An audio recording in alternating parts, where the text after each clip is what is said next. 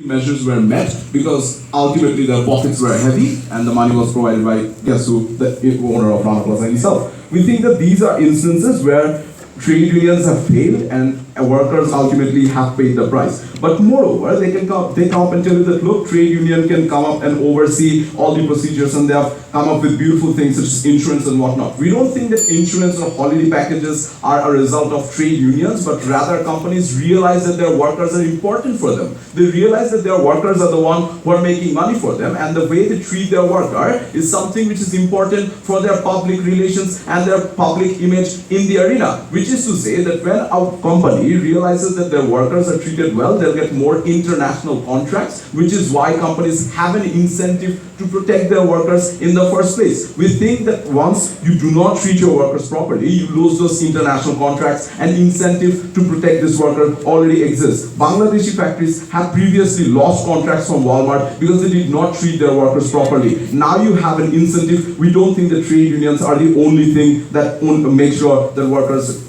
are treated properly. What do we mean by politicized, right? We think that these trade union leaders are themselves leaders from political parties themselves who have their own interests. Their interest is not to help workers, but rather put forward their own interests. And how do they do so? They take money from other people, right? They take money from other factories, other organizations to make sure and have a dominance over their company and come up and say that, look, we are going to create riots if you don't pay us enough money. These are instances that have happened in Bangladesh. But moreover, they come up and tell you that, look, politicization is everywhere. Understand this idea that look, even if there is politicization and corruption within the government, you can at least charge the government. You can go and charge the Ministry of Labor, right? You can go and make sure that they're accountable for their action. You have like 1,000 trade unions in Bangladesh. You have like hundreds of trade unions just in Bosundhara. We don't think that so you can actually come up and monitor all these people. We think that even if government is politicized, even if government is corrupt, we think that is still better than a corrupt trade union who are never going to be charged by the media, who are never going to be charged by the common people like us. We probably don't even know a trade union, we at least know the government. But moreover, we tell you that since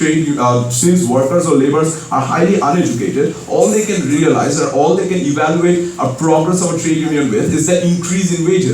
We think that trade unions have made sure that their wages skyrocketed because that is the element of their success. That is the identification of their success. Why is that problematic? Because understand that wage increase means that cost for farms ultimately increase and they have to lay off workers. These are economical aspects that trade unions never really consider, and they need to answer to that. But moreover, we think that ultimately a lot of issues have been created in such a way by trade unions that it angers us at this point. We all understand that workers need more wages. We all understand that workers need to be treated properly. But how do trade unions come about and tell us that that is their right? They break cars, right? They break individuals' properties. They come up and make sure that there are riots and businesses suffer ultimately. Which is to say that for an individual like me, if I am to support these workers and make sure that I can vouch to the government for their rights, I am not going to ultimately support them because trade unions have harmed me personally for the rights of their own workers. We think that any political change for even wages or any sort of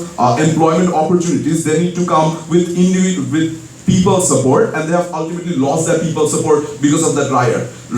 Wage increases are no longer an economical aspect, but rather it's an aspect of whether individuals are getting defeated if they bow down to that pressure. But moreover, we think that international businesses have suffered because of trade unions, right? Trade unions putting incremental pressure on these workers and on their factories have meant that international businesses have turned away from these businesses. And why is that so? Because incremental wage increases meant that ultimately international businesses could no longer see Bangladesh as an affordable country. Which is to say, when wages become more expensive, ultimately international businesses lose out.